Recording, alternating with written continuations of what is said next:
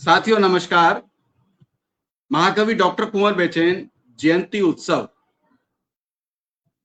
की विचार श्रृंखला की आज तीसरी कड़ी है। यानी डॉक्टर कुंवर बेचैन जी के साहित्य पर और जो उन्होंने अलग अलग विधाओं में लिखा है उस पर लगातार चर्चाएं चल रही हैं और फेसबुक पटल पर हमारे आज तीसरे विद्वान उपस्थित हैं। पहले दिन 27 जून को डॉक्टर रमा सिंह जी ने महाकवि डॉक्टर कुंवर बेचैन जी के गीतों पर अपना व्याख्यान दिया था। दूसरे दिन यानी 28 जून कल डॉक्टर बीना शर्मा जो एमएमएच कॉलेज की प्रोफेसर हैं, उन्होंने डॉक्टर कुंवर बेचैन जी के शिक्षक से लेकर उनके महाकवि बनने तक की यात्रा का पूरा वर्णन किया था और कई रोचक प्रसंग भी हमको सुनाए थे। आज साथियों हमारे इस स्टूडियो में उपस्थित हैं विश्व की पहली महाकवित्री, जिन्हें महाकवित्री होने का विश्व में खिताब मिला है। पुरुषों ने बहुत महाकाव्य लिखे लेकिन स्त्रियों ने महाकाव्य नहीं लिखे। पहला महाकाव्य 1200 पेज का देवयानी के नाम से जो लिखा है वो हमारी गजरोला की डॉक्टर मधु चतुर्वेदी जी हैं, जो सुविख्यात साहित्यकार हैं, कवियत्री हैं और आज वो डॉक्टर कुंवर बेचैन जी की गजलों पर प्रकाश डालेंगी और गजलों में भी इश्के मजाजी से इश्के हकीकी तक का सफर।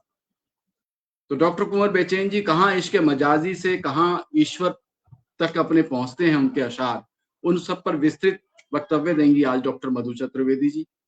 मुझे डॉक्टर कुंवर बेचैन जी के दो मिसरे याद आ रहे हैं। उन्होंने कहा था कि पूरी धरा भी साथ दे तो और बात है। आपको याद आ रहा होगा क्योंकि ये बहुत प्रचलित, बहुत प्रसिद्ध उनकी ये पंक्तियां हैं। उन्होंने लिखा कि पूरी धरा भी साथ दे तो और बात है, पर तू जरा भी साथ दे तो और बात है। अब इसमें पर तू, अब जो तू है वो तू समाज में कोई प्राणी भी हो सकता है लेकिन तू वो ईश्वर भी हो सकता है। तो पर तू जरा भी साथ दे तो और बात है। तो ये है इश्के मजाजी से इश्के हकीकी तक का सफर, जो उनका शेर इसमें मैंने पंक्तियों में आपको व्याख्यायित किया। तो इसी तरह के कई संदर्भ, कई बातें हम डॉक्टर मधु चतुर्वेदी जी से सुनेंगे और मैं सहर्ष उन्हें आमंत्रित करता हूं कि वे आएं और अपने विचार डॉक्टर कुंवर बेचैन जी के बारे में, उनकी गजलों के बारे में हमारे समक्ष रखें। आदरणीय मातृशक्ति, आपका हार्दिक स्वागत है।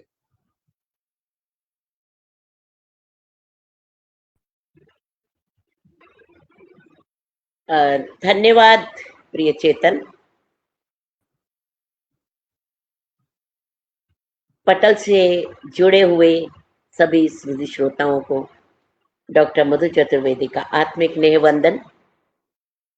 और सर्वप्रथम मैं साधुवाद देना चाहूंगी मेरे प्रिय पुत्र समान चेतन को, जिसने अपने गुरु की याद को इस तरह सहेजा हुआ है और उनके नूर को अपने अंदर समाकर यत्र तत्र प्रसारित करने का एक जिम्मा उठाया हुआ है। इसके लिए वो न केवल साधुवाद के वरन आशीष के भी पात्र हैं। एक हाइकू मैं बेटा आपको समर्पित कर रही हूं कि गए गुरुजी जाते जाते रहे हैं थोड़ा मुझ में, जाते जाते रहे हैं थोड़ा मुझ में। तो तुम्हारे अंदर जो थोड़े कुंवर बेचैन हैं, उनकी बेचैनी से तुम इतने बेचैन हो कि चैन पाने के लिए उनकी स्मृति को सदैव के लिए एक नूर बनाकर संसार को प्रकाशित करने चले हो। बहुत बहुत नेहाशीष, बहुत बहुत साधुवाद। और कुंवर जी मेरे लिए भी क्या थे ये किसी से छिपा नहीं है, क्योंकि जब कभी भी उनके बारे में कुछ कहा जाता है, मुझे कहने के लिए बुलाया जाता है, तो मैं स्वयं ये निश्चय नहीं कर पाती हूँ कि उन्हें किस नाम से पुकारूं। क्या संबंध वो था हमारे मध्य, एक अनाम, एक अचीना रिश्ता था और उस रिश्ते की स्मृति मुझे अब भी ऐसे है कि तेरी सुधि टिकी है मेरी चेतना की हथेली पर।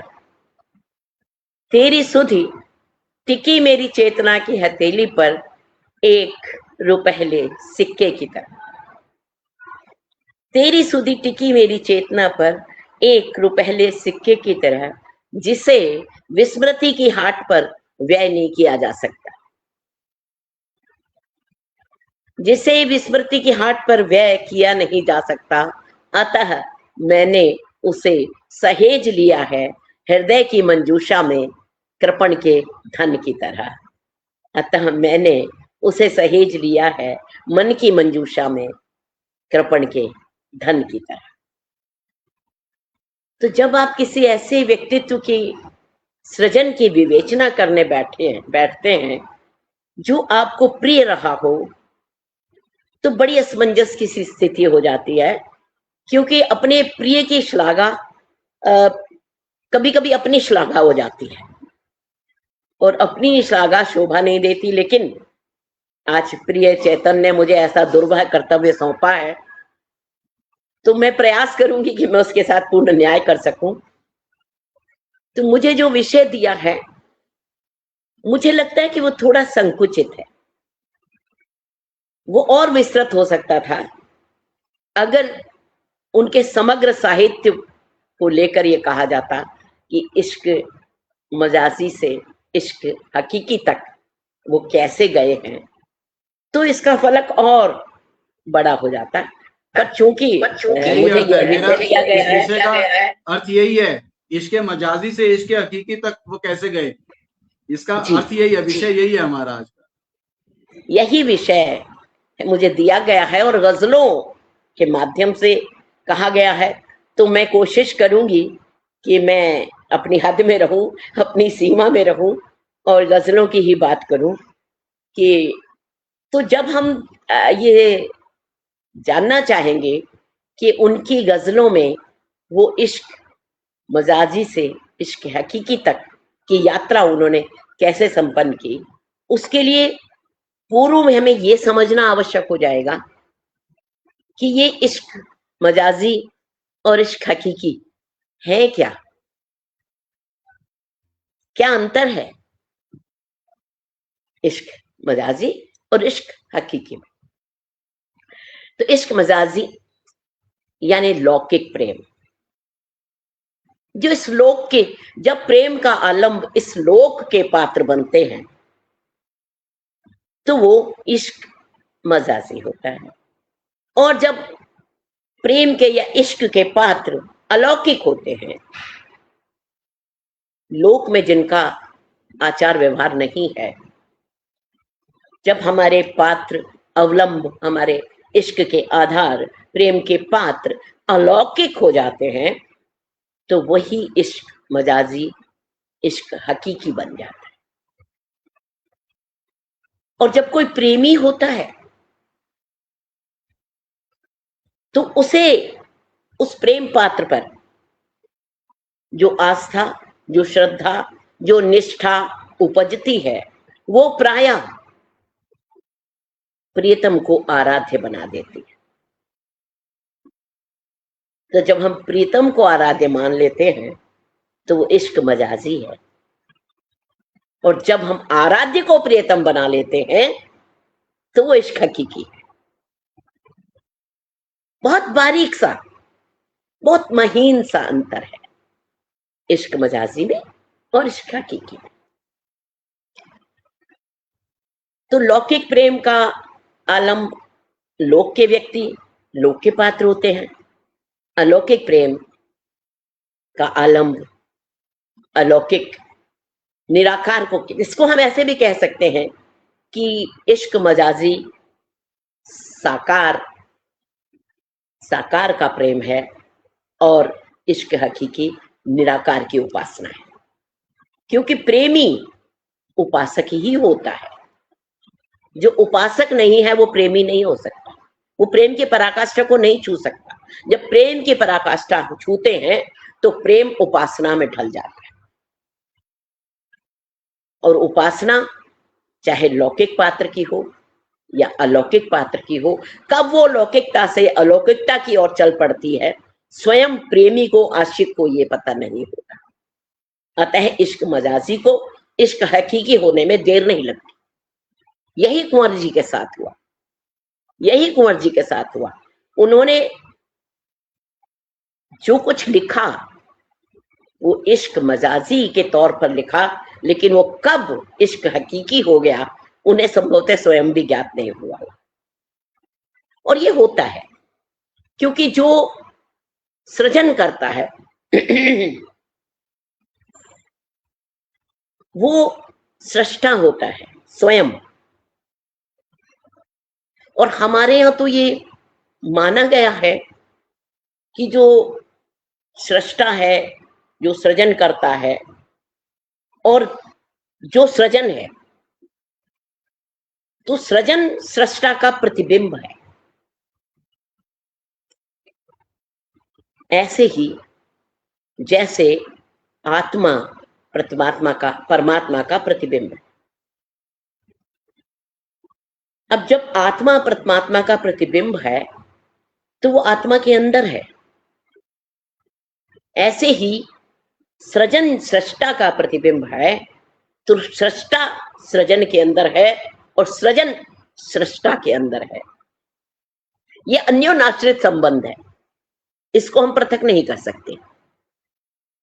तो इस अन्योनाश्रित संबंध के चलते उपासना कब प्रेम में बदलती है और प्रेम कब उपासना में ढल जाता है, ये स्वयं ये आशिक को मालूम नहीं होता, स्वयं प्रेमी को मालूम नहीं होता। और इसी तुरीयावस्था में कुंवर जी पहुंचे हुए थे। अतः उन्होंने जो कुछ इश्क मजाजी लिखा वो इश्क हकीकी में ही ढलता चला गया।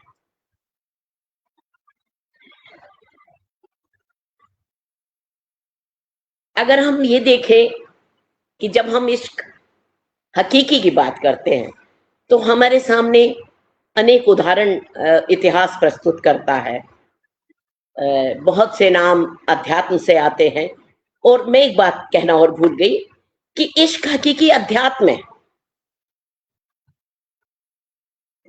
और इश्क मजाजी लोकाचार है। नहीं, लोकाचार ही इश्क जो अध्यात्म की प्रथम सीढ़ी है, प्रथम सोपान है। अगर लोक में आकर हम लोकाचार से परे जाकर अध्यात्म को पाना चाहेंगे तो वो संभव नहीं है। अध्यात्म का प्रथम सोपान ही लोकाचार है। तो अगर मैं ये कहूं कि इश्क मजाजी तक पहुंचने के लिए हमें इश्क हकीकी तक पहुंचने के लिए हमें इश्क मजाजी से गुजरना होगा तो कोई अतिशयोक्ति नहीं होगी।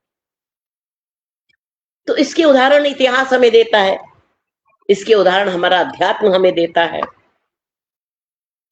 राधा कृष्ण के प्रेम को हम बहुत सराहते हैं, मीरा और कृष्ण के प्रेम को हम बहुत सराहते हैं। अब देखिए, फर्क सिर्फ इतना है कि जब तक इश्क मजाजी रहता है उसमें द्वैत रहता है, द्वय की भावना रहती है, एक मैं एक तू, ठीक है। लेकिन जब वो इश्क मजाजी होता है, सॉरी मैं थोड़ा कंफ्यूज, इश्क हकीकी में जाता है, इश्क मजाजी जब इश्क हकीकी और बढ़ता है तो वो द्वैत समाप्त हो जाता है। मेरा एक दोहा मुझे इस संदर्भ में याद आ रहा है कि प्रेम नहीं है कामना, प्रेम नहीं है भोग, प्रेम नाम अद्वैत का, इसमें कहां वियोग। तो इश्क मजाजी में द्वैत नहीं रहता। हम आशिक और माशूक एक मेक हो जाते हैं। वो क्या है कि तुझसे प्यारी है, तुझसे प्यारी है तुझे देखने की चाहत हमको, तुझे देखने की चाहत में आईना देख लेते हैं।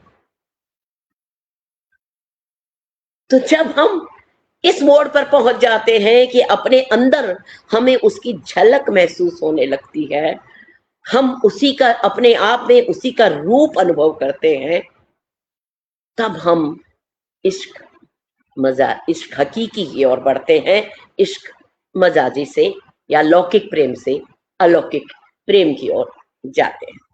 तो इसकी पराकाष्ठा मीरा में देखने को मिलती है। राधा का प्रेम पुनः दैहिक आधार पर था।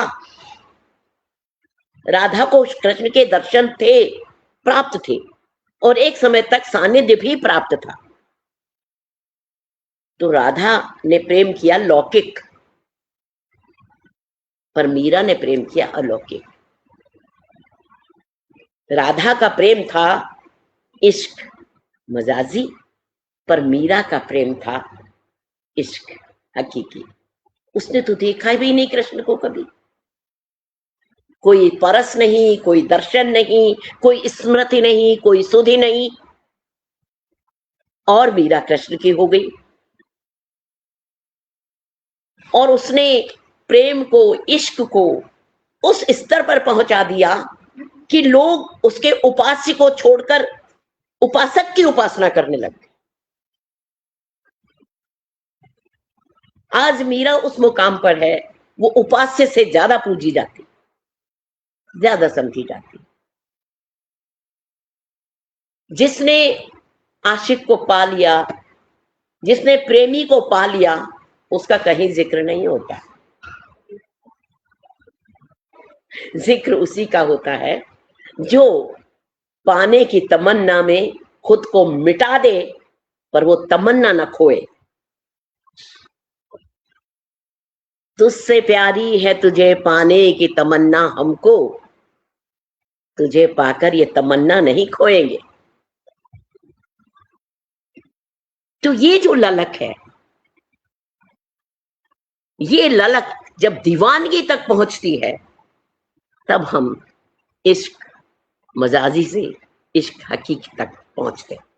अब मैं कुंवर जी के, मैंने बहुत गहन सागर में गोते मारकर कुछ मोती आपके लिए बटोरे हैं। कुंवर जी के विशाल साहित्य सृजन सागर से गोते लगाकर मैंने कुछ मोती आपके लिए बटोरे हैं। अब मैं क्रम से उनका आपको पाठ करती हूँ। तो क्या है कि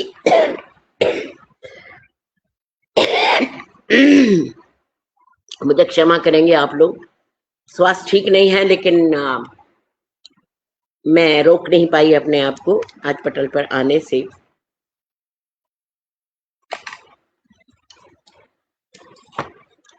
कुछ नोट मोती मैंने उतारे हैं, नोट किए हैं। क्या है कि कोई रहता नहीं है, कोई रास्ता नहीं है, न मंजिल न तो घर है कोई। देखिए वही बात आ गई ना, कोई आलम्ब नहीं है, कोई आसरा नहीं है, कोई सहारा नहीं है, एक लगन है, एक दीवानगी है, एक पागलपन है। कोई रास्ता न है, कोई रास्ता है न मंजिल, न तो घर है कोई। आप कहिएगा सफर, ये भी सफर है कोई। हो सकता है लौकिक व्यवहार में किसी को ये और हर प्रेम की पराकाष्ठा लोक को पागलपन ही लगती है। मजनू का नाम मजनू क्यों पड़ा? वो तो कैफ था, उसका नाम तो कैफ था। मजनू जो मैं जुनून के हो, जो स्वयं साकार जुनून हो गया हो, वो मजनू। अब आप कहें कि मजनू ने लैला में क्या देखा, वही बात आ रही है कि कोई रास्ता भी नहीं है, कोई मंजिल भी नहीं है, घर भी नहीं है, फिर भी हम सफर पर हैं, फिर भी हम सफर पर हैं, चल रहे हैं। और आप कहेंगे कि ये भी कोई सफर है, लेकिन नहीं, वही सच्चा सफर है। वही सच्चा सफर है जिसकी का कोई उद्देश्य नहीं है, जिसके लिए कोई लालसा नहीं है, जिसमें कोई स्वार्थ नहीं है। वही सच्चा सफर है। अभी कोई कहेगा कोई मूर्त ही मंदिर के अंदर न थी। मुझे मिलता जुलता एक अपना याद आ रहा है शेर कि कोई मूर्त ही मंदिर के अंदर न थी, किसकी पूजा में दीपक जलाते रहे।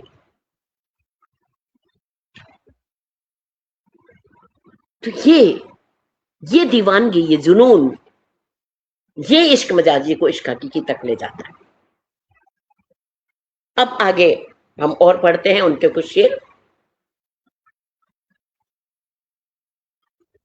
जब हो न सकी बात तो हमने यही किया, जब हो न सकी बात तो हमने यही किया, अपनी गजल के शेर कहीं गुनगुना लिए। अब देखिए वही बात आ गई कि कोई है नहीं सुनने वाला।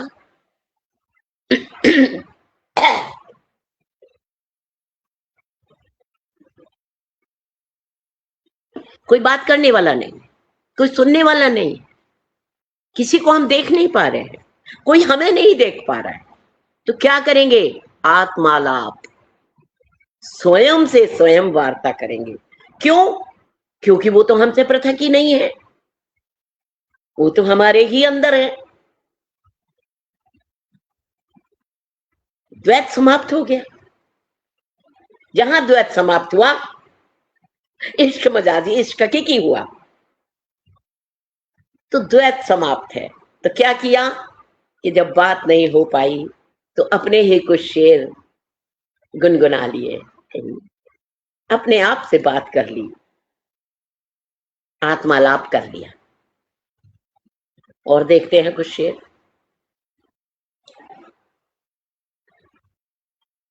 मौत दीवार है, दीवार के उस पार से अब मुझको रह रहे के बुलाता है, उधर है कोई।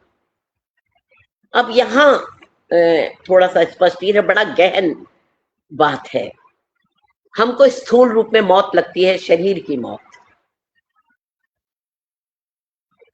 लेकिन मौत सिर्फ शरीर की मौत नहीं होती। यहां जब हम अद्वैत की ओर जाना चाहते हैं, एक दो से एक होना चाहते हैं, तो हमें मौत करनी होती है, हमें मारना होता है अपने अहम को।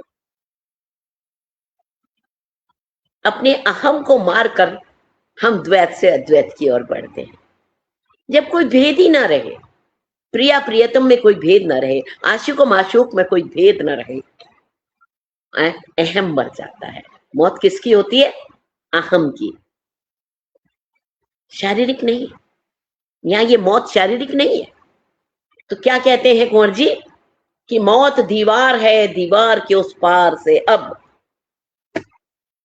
कि मौत तो एक दीवार है, अभी हम इस पार हैं और उस पार से हमें कोई पुकार रहा है।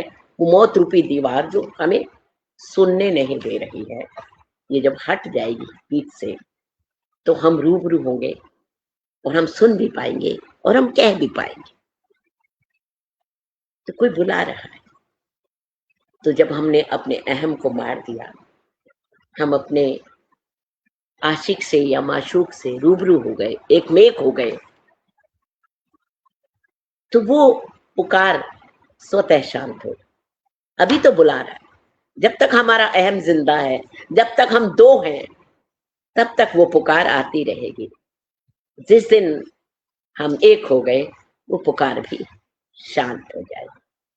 आगे चलते हैं। या तो मुझसे आकर मिल, देखिए चैलेंज कर रहे हैं। ये आप दृढ़ता देखिए, इश्क की पुख्तागिरी देखिए, कितना दृढ़ प्रेम है कि डिक्टेट कर रहे हैं कि या तो मुझे आकर मिल और नहीं तो मुझे दीवाना कर दे। दो में से एक काम तो करना पड़ेगा, उसके बिना नहीं रहा जा सकता। उसके बिना मेरा प्रेम, मेरा इश्क अपनी मंजिल, अपना उद्देश्य, अपना लक्ष्य प्राप्त नहीं कर सकता। क्योंकि या तो मैं तुझसे मिलूं या मैं पागल हो जाऊं, दीवाना हो जाऊं कि भेद ही ना रहे, मुझे पता ही ना चले तू मेरे पास है या नहीं है। दीवाने कोई भेद नहीं है कि उसके पास क्या है क्या नहीं है। भेद तो सौदागरों को रहता है। ये सौदा है सौदाई का, अनुभव का कट व्यापार नहीं। तो या तो मुझे सौदाई कर दे या मुझे प्राप्त हो जा, दो में से एक काम तो करना पड़ेगा। तो ये डिक्टेशन, ये आदेश नुमा अनुनय, ये एक प्रेमी कर सकता है, एक आशिक ही कर सकता है। और वो आशिक जो इश्क मजाजी से इश्क हकीकी की राह पर चल पड़ा। आगे चलते हैं।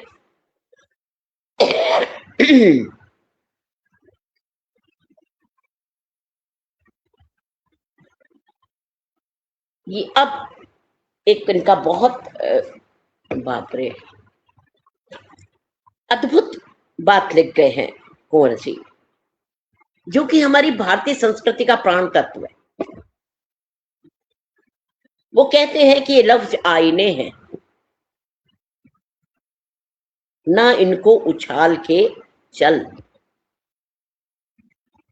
ये लफ्ज आईने हैं, ना इनको उछाल के चल, अदब की राह पर देख भाल के चल। अब जो अदीब है, अदीब उनका इश्क, अदब उनका इश्क है ना, आशिक है। अदीब आशिक है, अदब उनका इश्क है। अब ये इश्क कैसे होगा? क्यों? हम मानते हैं, भारतीय संस्कृति मानती है कि आत्मा परमात्मा से बिछुड़ के आती और वो हमेशा उससे मिलने की उसको ललक रहती है। उसके लिए कितनी योनियां धार कर, पुनः पुनः जन्म लेकर, पुनः पुनः मृत्यु का कष्ट भोग कर, पुनः पुनः जीवन के भोग भोग कर, किस लिए भटकती है? सिर्फ परमात्मा में विलीन होने के, वही द्वैत का भाव खोने के। और परमात्मा को अजर अमर अक्षर कहा गया। ये संस्कृति का बीज मंत्र आज मैं देने जा रही हूं सुधी श्रोताओं को, कि आत्मा अजर अमर अक्षर होती है, अक्षर जिसका क्षरण ना हो सके।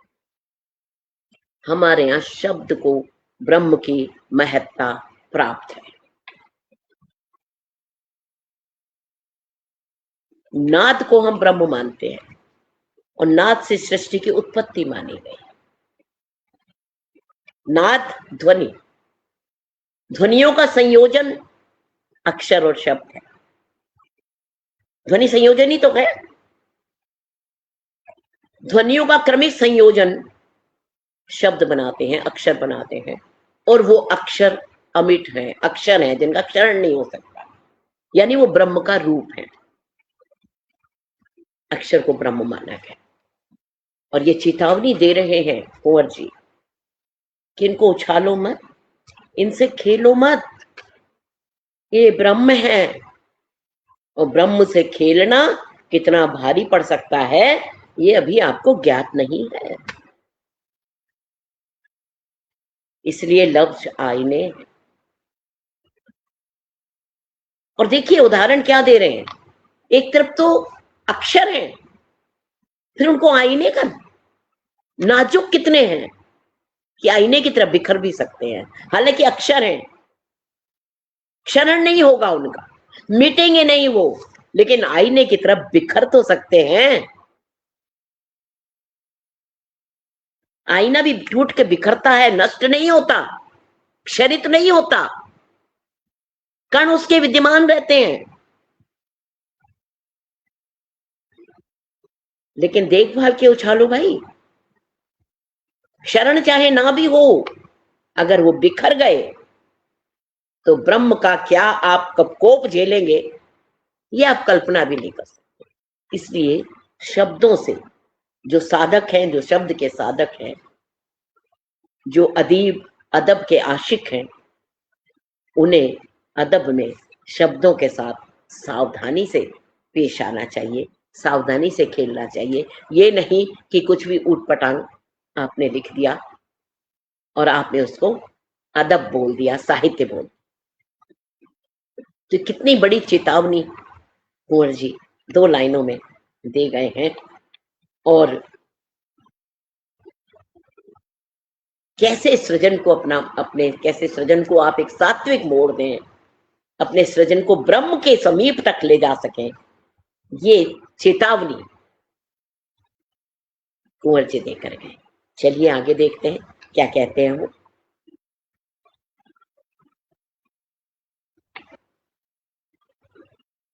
बड़ा उदास सफर है हमारे साथ रहो। बड़ा उदास सफर है, एक ही गजल के 2 शेर मैंने उठाए हैं, बाकी से तो मैंने सिर्फ एक एक शेर उठाया, लेकिन इससे मैंने 2 शेर लिए हैं कि बड़ा उदास सफर है हमारे साथ रहो, बस एक तुम पे नजर है हमारे साथ रहो, और तुम्हें छां समझकर हम आ गए हैं इधर, तुम्हें छां समझकर हम आ गए हैं इधर, तुम्हारी गोद में सर है हमारे साथ। अब आप देखिए, सामान्य से शब्द हैं और कैसे इसमें एक बड़ी बात कुंवर जी बड़ी सहजता के साथ कहें कि बड़ा उदास सफर है हमारे साथ रहो। किसी को संबोधन नहीं है, कौन है वो? कोई भी हो सकता है, माँ भी हो सकती है, बहन भी हो सकती है, बेटा भी हो सकता है, और ईश्वर भी हो सकता है। और जब प्रेम करेंगे और प्रेम में विरह होगा, वियोग होगा, तो उदासी तो आएगी।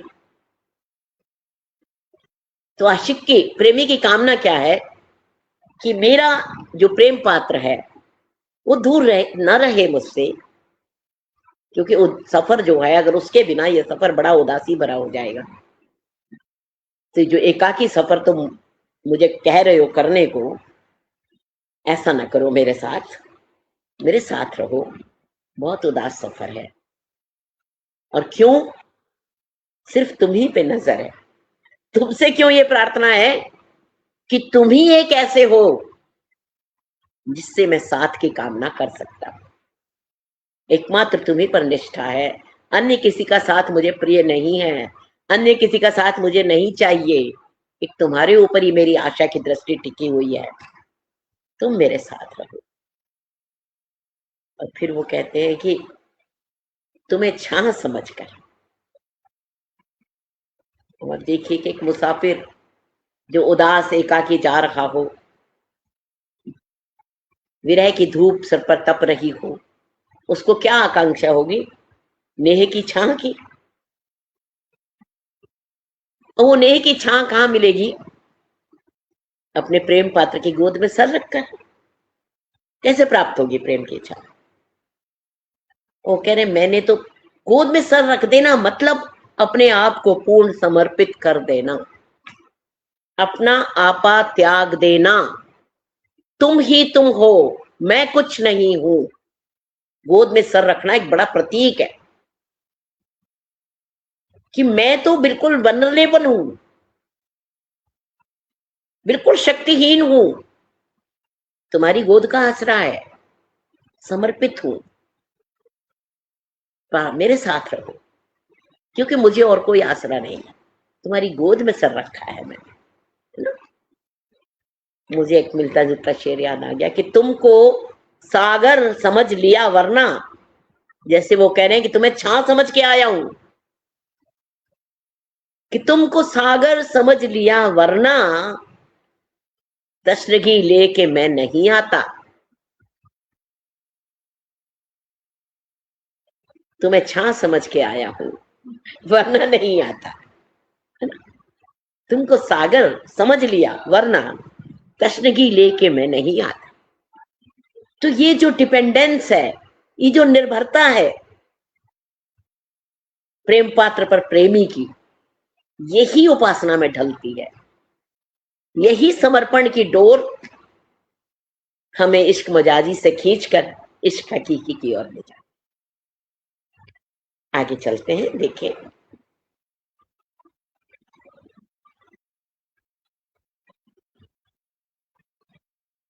और इस छां की क्षमा करें मैं थोड़ा ये व्यवधान पड़ रहा है। और देखिए मेरे चाय का कप भी वो ये समझ के कि ठंडी हो गई नहीं पिएंगी उठा ले गए।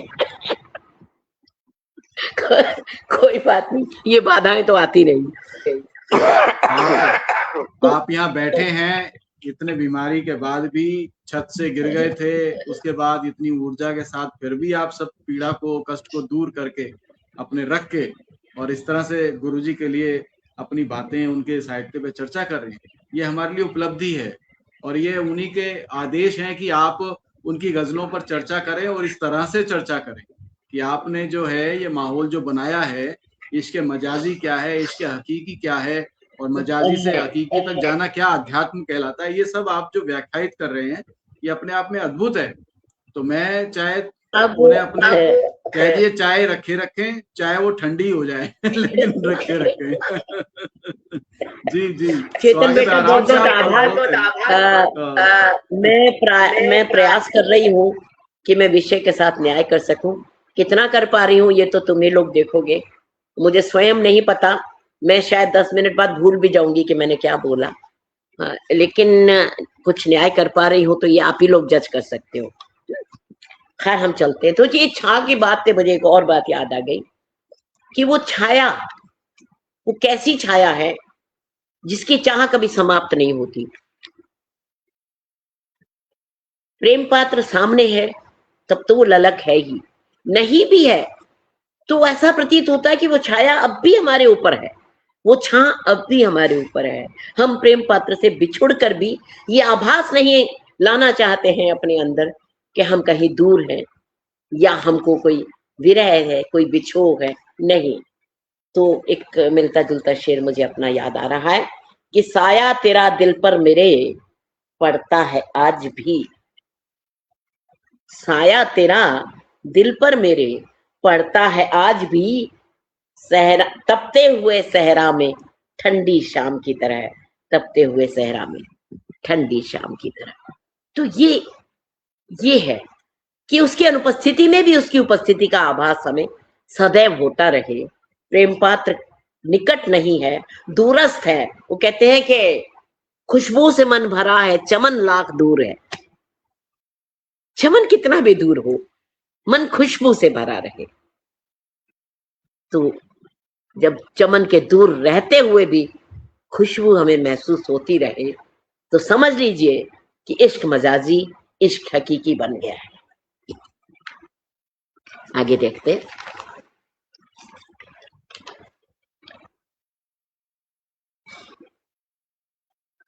सोचा न था, मुझे समय का बता देना क्योंकि बहुत सारे छांटे हुए हैं मैंने और सिर्फ छांटने में ही समय बिताया। व्याख्या तो एक्सटेम्पोर होती है, सामने पढ़ते हैं तो हो ही जाती है। अभी समय है 10-15 तो मिनट। सोचा न था कि मैं कदे से खींच कर मुझे, देखिए क्या कह रहे हैं कि सोचा न था कि मैं कदे से खींच कर मुझे मंदिर की सीढ़ियों पे बिठा लेगी चांदनी।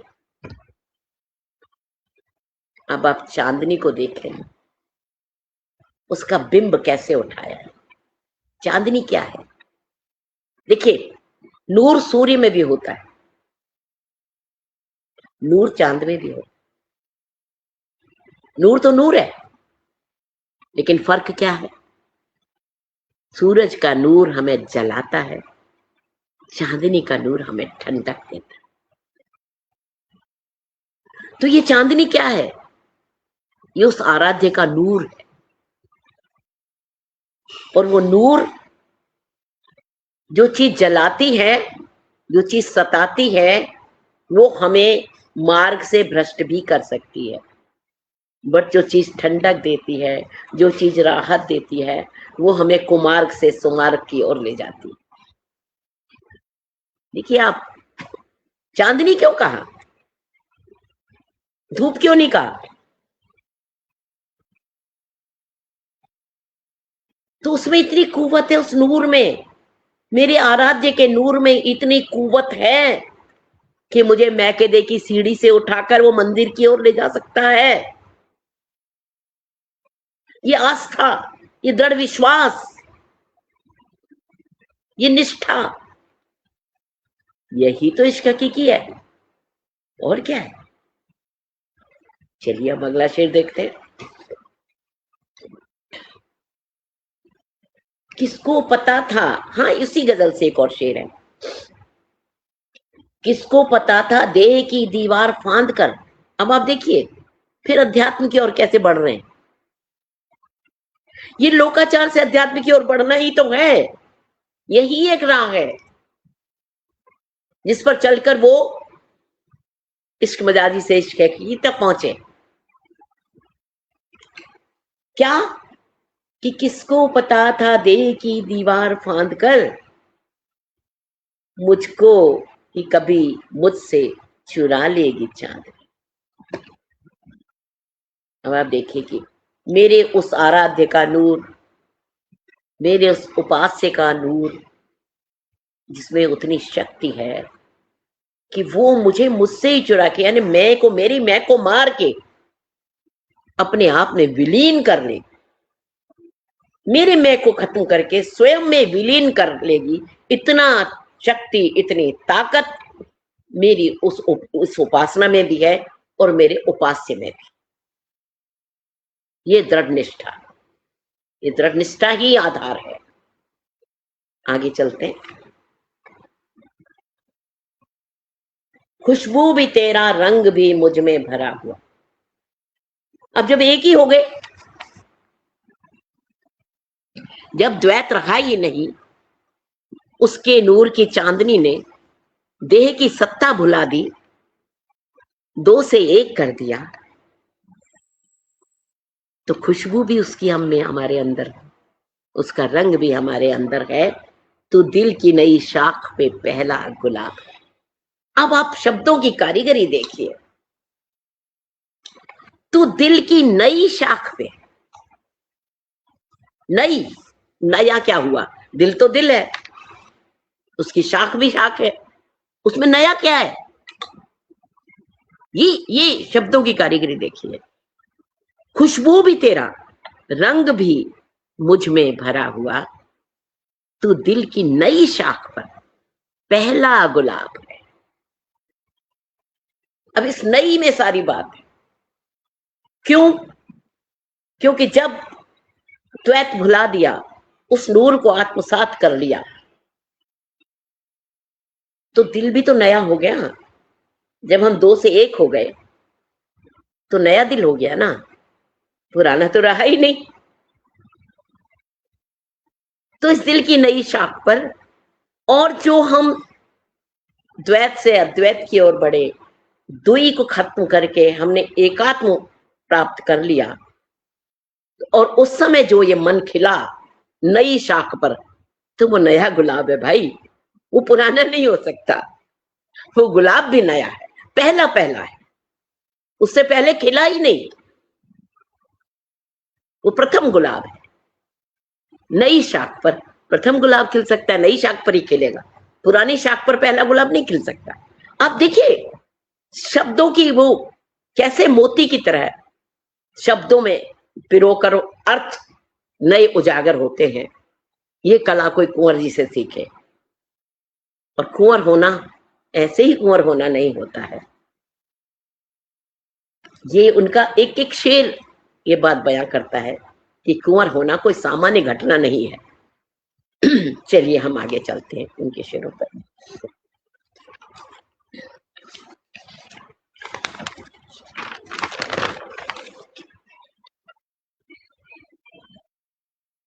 और एक बात कि जब हम अपने आराध्य को अपने अंदर पा लेते हैं, तो उसी का नूर हमारे अंदर है, उसी की वाणी हमारे अंदर है। हम जो बोलते हैं, जो वो बोलता है हमारे अंदर, वही हम बोलते हैं। जैसे हमारी गुरुवाणी में भी एक शब्द आता है कि सबे घट राम बोले, रामा बोले, राम बिना को बोले रे। तो जब वो हमारे अंदर विराज जाता है, उसका नूर हमारे अंदर समा जाता है, तो हम उसी की वाणी बोलते हैं, हम उसी के मार्ग पर चलते हैं, हम उसी के जैसा आचरण करते हैं। इसीलिए तो जब हमारे गुरुओं ने अपना रूप अपने सिखों को गुरु देकर गए, अपना रूप, कि जब तुम मेरा रूप धार कर लोगे तो तुम कुमार्ग पर नहीं जा सकते, क्योंकि तुम्हारे अंदर मैं ही हूं, वरना तो कोई आवश्यकता नहीं थी ना। तो नई शाख पर पहला गुलाब खिलाना सबके वश की बात नहीं। ये काम कुंवर जी कर गए, बहुत बहुत उनको प्रणाम, सलाम, आदाब, कुछ भी कहा जाए अपने अपने उसके अनुसार, और हमारा उन तक पहुंचे। खैर, मैं भावनाओं में बह जाती हूँ, हम आगे चलते हैं।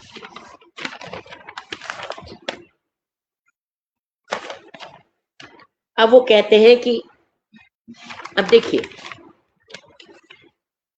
हम सुनते हैं भजन, दिन रात सुनते हैं राधा पर, कृष्ण पर और अपने आराध्य पर, या जैसे देवी की भी हम उपासना करते हैं तो हम नक्शिक वर्णन करते हैं, है ना, वो तो दैवी स्वरूप है। फिर भी हम लौकिक रूप से उनका वर्णन करते हैं, है ना, मैया की चुनरी लाल या हरी हरी चूड़ियां, है ना, मैया की आंखें ऐसी कमल जैसी, है ना, या रामचंद्र जी के लिए भी तुलसीदास कह गए, है ना, कि नवकंज लोचन कंज मुख पद कंज आरुणम ना। तो हम लौकिक प्राणी हैं, तो हम अलौकिक रूप को भी लौकिक उपमानों से ही व्यक्त कर पाएंगे, क्योंकि हम लौकिक प्राणी हैं। तो अलौकिकता का वर्णन भी हम लौकिक उपादानों से ही करेंगे ना। हम कहां से दैवीय उपकरण लाएंगे, हम तो लौकिक हैं। तो वो अब आप इसको उपास्य की उसमें ले या प्रेम के उसमें ले, वो कह रहे हैं कि मैं खाना तेरी आंखें,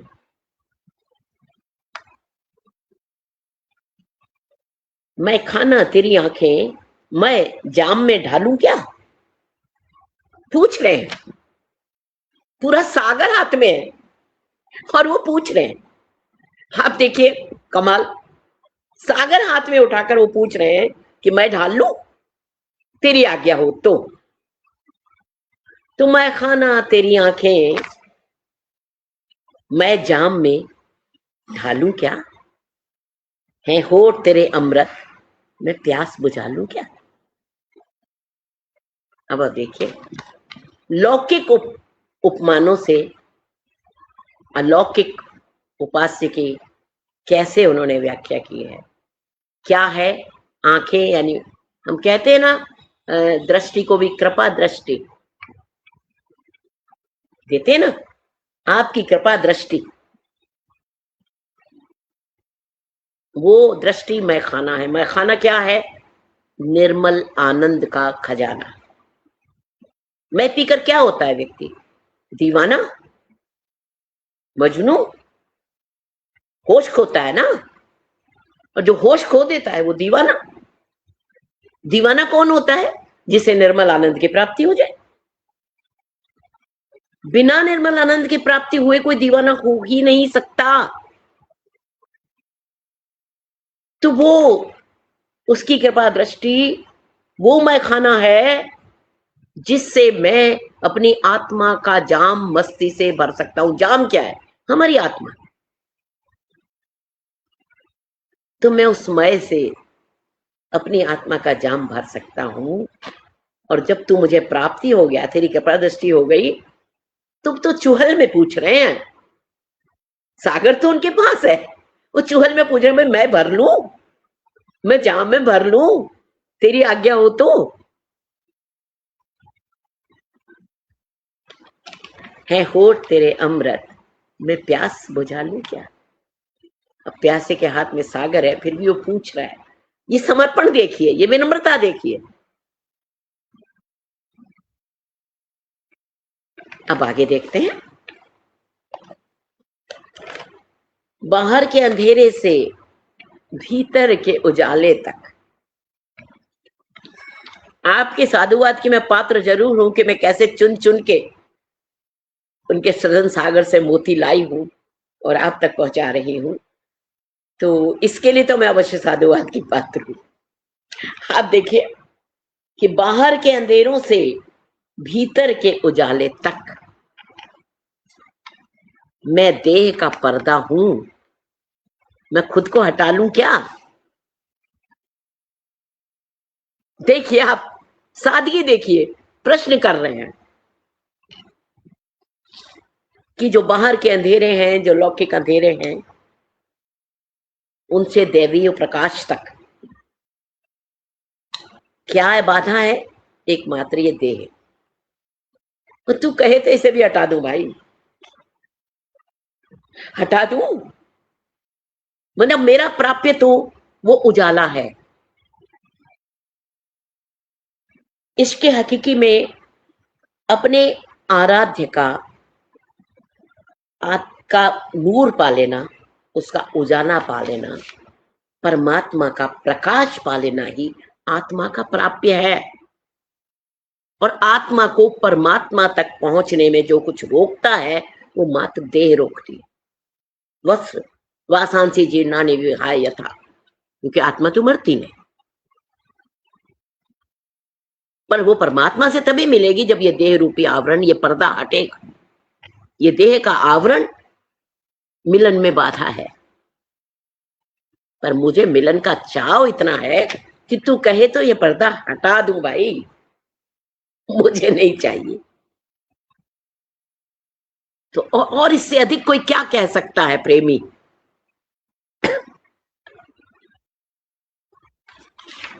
अब हम आगे चलते हैं, अभी बहुत खजाना है मेरे पास। 2 मिनट है आपके पास। 2 से 3 मिनट आपके पास। कोई बात नहीं, जितना हो पाएगा। अब हम आते हैं कि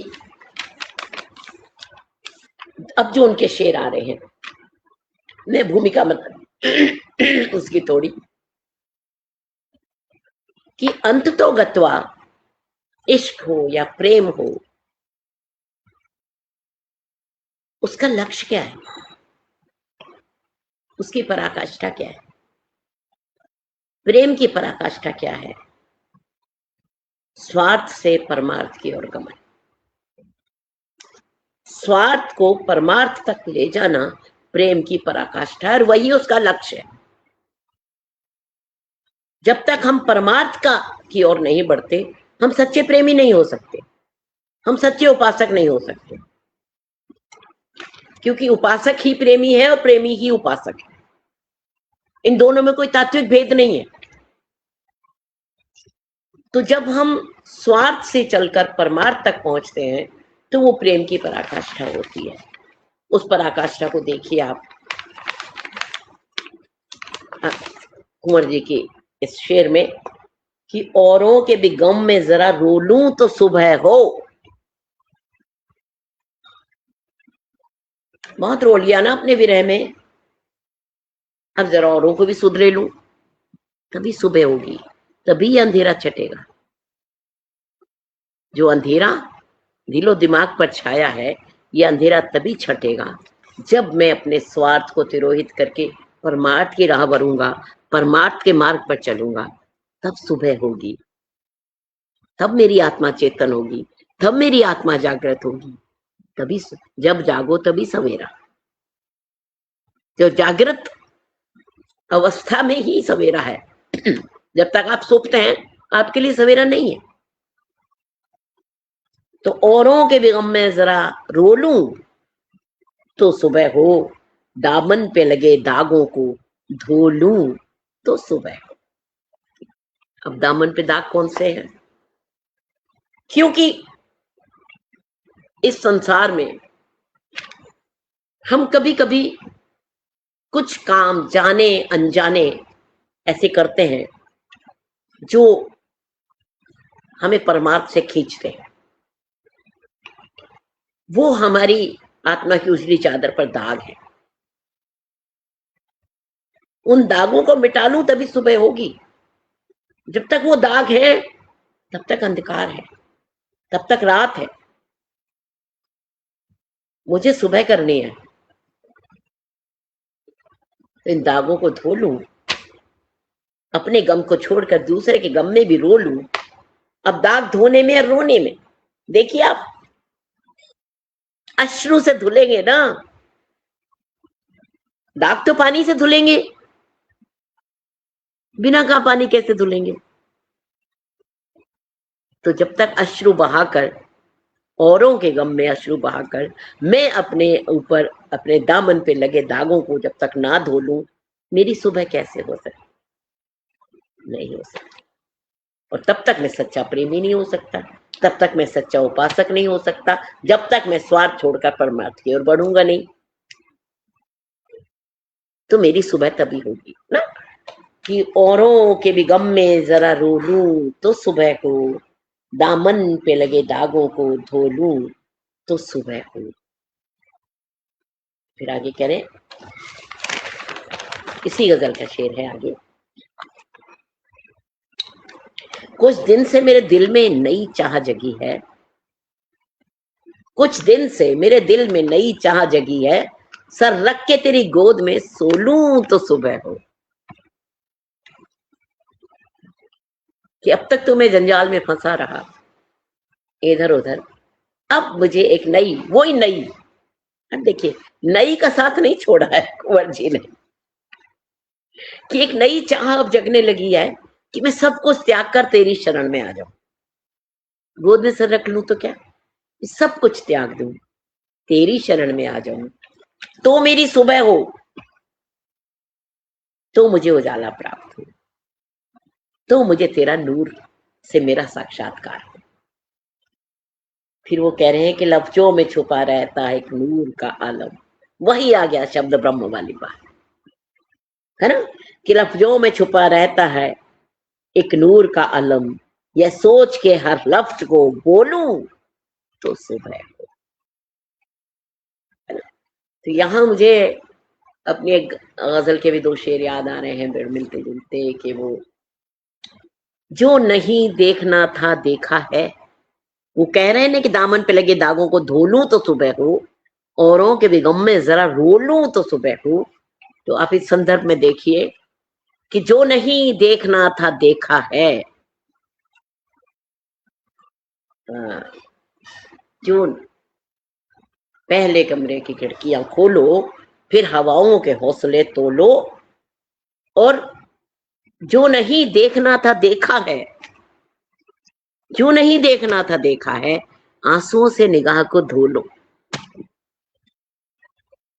जो नहीं देखना था वही वो कह रहे हैं कि धो लूं, मैं दाग धो लूं तो मेरी सुबह। और फिर वो कह रहे हैं कि लफ्जों में, इसी शेर का मेरी भी, इसी गजल का मेरा भी एक शेर है कि लफ्ज है तीर फिर नहीं मुड़ता, लफ्ज है तीर फिर नहीं मुड़ता, जो भी बोलो ये सोच कर बोलो। वही बात कह रहे हैं कुंवर जी, लफ्जों में छुपा रहता है एक नूर का आलम, यह सोच के हर लफ्ज को बोलूं तो सुबह हो। कहते हैं कि आशिक या प्रेमी या उपासक को रूह का समस्त उजाला उसकी वाणी से ही मुखरित होता है। किसकी रूह में कितना उजाला है वो जब तक बोलेगा नहीं तब तक ज्ञात नहीं है, शब्दों से ही झरता है, आत्मा का प्रखर प्रकाश शब्दों से ही झरता है, तो वो उजाला शब्दों के माध्यम से ही प्रकट होता है। रोशनी का चश्मा जब आत्मा से फूटता है तो विरह की उदास गहरी रात छट जाती है और मिलन का उज्जवल हास्य निखर आता है। तो एक प्रेमी एक वियोगी होता है, एक उपासक उपास्य का याचक होता है। तो ये मिलन तभी संभव है जब हम अपने स्वार्थ को परमार्थ की राह पर मोड़ें और अपनी रूह के उजाले को अपने शब्दों की किरणों के द्वारा इस संसार को प्रदान करें। यही कार्य कुंवर जी करके गए हैं। समय हो तो एक पूरी गजल उनकी सिर्फ पढ़ना चाहती हूँ। एक पूरी गजल है उनकी जो मैंने सेलेक्ट की है, वो सिर्फ पढ़ना चाहती हूँ, क्योंकि आप तो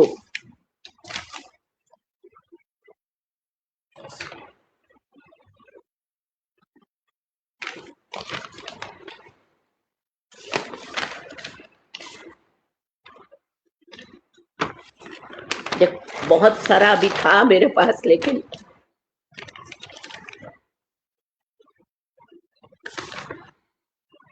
ये देखिए, ये पूरी गजल पढ़ना चाहती हूँ, व्याख्या नहीं करूंगी, समय नहीं है, मैं सिर्फ पढ़ना चाहती हूँ कि सच्चा फकीर आज तक बूढ़ा नहीं हुआ। मैं कहना चाहती हूँ कि कुंवर बेचैन कल भी प्रासंगिक थे, आज भी प्रासंगिक हैं और कल भी प्रासंगिक रहेंगे। अपनी इस बात को पुष्ट करते हुए मैं ये पूरी गजल पढ़ना चाहती हूँ। आप लोग सुने कि सच्चा फकीर आज तक बूढ़ा नहीं हुआ, देखो कबीर आज तक बूढ़ा नहीं हुआ। सच्चा फकीर आज तक बूढ़ा नहीं हुआ, देखो कबीर आज तक बूढ़ा नहीं हुआ। रांझे की वो सच्ची मोहब्बत के साथ है, रांझे की वो सच्ची मोहब्बत के साथ है, वह नाम हीर आज तक बूढ़ा नहीं हुआ। वह नाम हीर आज तक बूढ़ा नहीं हुआ। इस दिल पे मेरे तुमने जो छोड़ा था पहली बार, इस दिल पे मेरे तुमने जो छोड़ा था पहली बार, नजरों का वो तीर, वो नजरों का तीर आज तक बूढ़ा नहीं हुआ। इस दिल पे तुमने छोड़ा था पहली बार, नजरों का तीर आज तक बूढ़ा नहीं हुआ। और होली के दिन जो तुमने मला मेरे गाल पर, कुंवर जी को होली बहुत प्रिय थी उनकी गजलों में होली का बहुत वो आया है, गाल पर अबीर मलना और ये सब बहुत उन्होंने वो किया है। ये उनका प्रिय उपमान था, प्रिय बिंब था, जो उन्होंने बहुत जगह उकेरा। और यहाँ भी देखिए कितनी खूबसूरती से उन्होंने उकेरा है कि होली के दिन जो तुमने मला मेरे गाल पर, बस वह अबीर आज तक बूढ़ा नहीं हुआ। है गोद में यशोदा की, देखिए ये शेर, मतलब इसके इतने जाविये हैं, इसकी इतनी तरह से व्याख्या की जा सकती है, पर अब समय नहीं है, इसको आप बस ध्यान से सुन लें कि है गोद में यशोदा की या राधिका के साथ, है गोद में यशोदा की या राधिका के साथ, बस एक अहीर आज तक बूढ़ा नहीं हुआ। ध्यान दें आप इस शेर पर, आप कहां से कहां जाविये मिलते हैं इसके। है गोद में यशोदा की या राधिका के साथ, बस एक अहीर आज तक बूढ़ा नहीं हुआ। सबके दिलों पे जिसने शराफत की, प्यार की, सबके दिलों पे जिसने, वही परमार्थ, स्वार्थ से परमार्थ की ओर, सबके दिलों पे जिसने शराफत की, प्यार की, खींची लकीर आज तक बूढ़ा नहीं हुआ। खींची लकीर आज तक बूढ़ा नहीं हुआ। तो हमारे कुंवर जी भी कभी बूढ़े नहीं होंगे, वो भी हमारे दिलों में उसी तरह से चिर युवा रूप में जीवित रहेंगे और आने वाले युगों में भी उनकी यह तासीर कभी ठंडी नहीं पड़ेगी।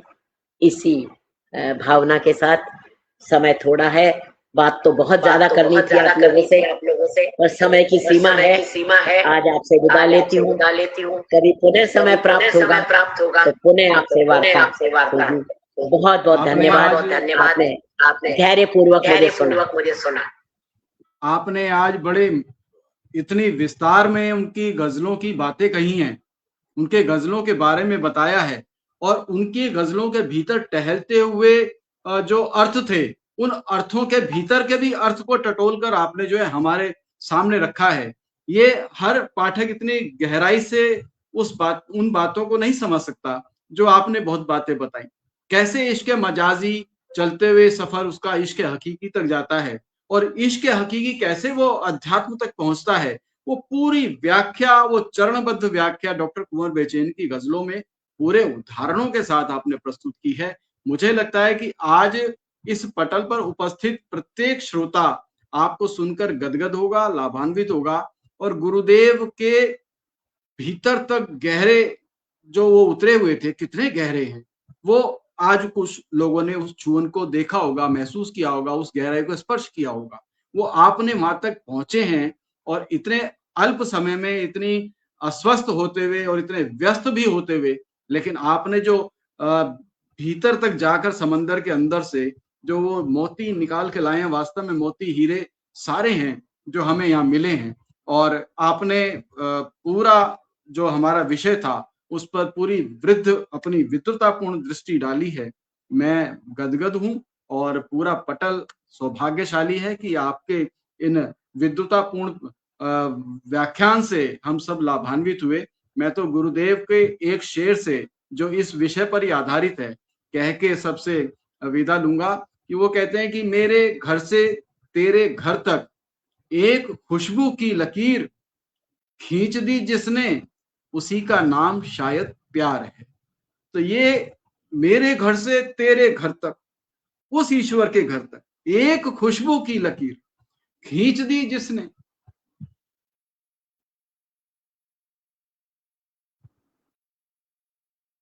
बहुत गहरी बातें और बहुत कुछ कह भी सकते थे, लेकिन तो कुंवर जी की शायरी ने कहलवा लिया जो कहलवाया, उनकी शायरी ने कहलवाया है। मैं तो उनके शेर पढ़ती गई और बोलती गई। हाँ, वो तो एकदम स्पॉन्टेनियस जो आप बोले ना, वो अद्भुत, बहुत अद्भुत रहा और बहुत अच्छा रहा। ये आज तीसरा दिन था उनके साहित्य पे चर्चा का, कल आखिरी दिन है उनके साहित्य पे चर्चा का और उनके कृतित्व पर और व्यक्तित्व पर प्रकाश डालेंगे देहरादून से सुप्रसिद्ध गीतकार और गुरुदेव के अनन्य मित्र डॉक्टर बुद्धिनाथ मिश्र जी। यही समय रहेगा 9 से 10 बजे तक आपको सुनने के लिए। मधु जी बहुत सारे इस पटल पे थे, मैं नाम नहीं लूंगा तो अन्याय भी होगा। तुलिका सेठ सुन रही हैं, मोनालिसा रॉय दिल्ली से आपको सुन रही हैं, डॉक्टर रमा सिंह लगातार जुड़ी हुई हैं, सुन रही हैं, आरती शर्मा उदयपुर से आपको सुन रही हैं, इसके अलावा सीमा सागर शर्मा आपको सुन रही हैं और अपने कमेंट्स भी आपको कर रही थी लगातार। और इसके अलावा सीए रवि कुमार जी जो गजलों के भी बहुत बड़े पारखी हैं और हमारे बड़े हैं, संरक्षक हैं, वो भी आपको सुन रहे हैं लगातार। और इसी क्रम में आपको सुन रहे थे जो बहुत दूर दूर से लोगों ने सुना है आपको, तारा गुप्ता जी, डॉक्टर तारा गुप्ता जो डॉक्टर कुंवर बेचैन जी पे शोध करने वाली पहली विद्यार्थी, वो भी आपको, तारा दीदी आपको सुन रही थी। और इसके अलावा बहुत लोगों ने शुरू में आपको आके सुना है और अर्चना झा मुंबई से आपको सुन रही हैं लगातार, वो जुड़ी हुई हैं। अर्चना जी का आभार बहुत बहुत। मधुबाला श्रीवास्तव, डॉक्टर मधुबाला श्रीवास्तव भी आपको लगातार सुन रही हैं, वो भी आपको लगातार कमेंट्स कर रही थी। और इसके अलावा रजनीश गोयल दिल्ली रोहिणी से बहन जी जो है आपको सुन रही थी, वो भी। मनोज कामदेव डीआरडीओ में साइंटिस्ट हैं, बहुत बड़े अच्छे दोहाकार हैं, वो भी आपको सुन रहे थे। तो ऐसे बहुत सारे लोग हैं। सतीश गुलाटी जी लुधियाना से आपको सुन रहे हैं लगातार। तो ऐसे बहुत, डॉक्टर राजीव पांडे मथुरा से आपको सुन रहे हैं, बहुत अच्छे कवि हैं, बहुत अच्छे रचनाकार हमारे मित्र हैं, वो भी आपको सुन रहे थे। तो ऐसे बहुत सारे नाम हैं इस पटल। राज चैतन्य जी पिलखुआ से आपको सुन रहे हैं, तो वो भी बड़ी बातें हैं काम की, तो उन्होंने आपके साथ अपने कमेंट्स भी उसमें दिए हैं लगातार, वो आपको सुनते रहे हैं। तो ऐसे तमाम लोग, प्रभात सनातनी राज गोंडवी गोंडा से आपको सुन रहे थे, वो भी बड़ी बात है इसमें। तो ऐसे बहुत सारे नाम हैं जो इस पटल पे मैं ले सकता हूँ, तो आपको लगातार सुन रहे थे। और गुरु जी की इस व्याख्यान माला में जो आपने अपने समय निकालकर जो मोती पिरोए हैं, उनके भावों में अपने भाव मिलाए हैं, ये बड़े प्रभावशाली रहे। मैं आपका भी बहुत बहुत आभार, शब्द छोटा है लेकिन व्यक्त करता हूँ, औपचारिकता है, लेकिन अपना आशीर्वाद इसी तरह से इस पटल पर बनाए रखें, हम सभी पर बनाए रखें। और साथियों समय बहुत हो गया है, अब विदा लेते हैं। शुभ रात्रि और कल 9 बजे अवश्य मिलेंगे एक बार पुनः। आप सभी का स्वागत। नमस्कार।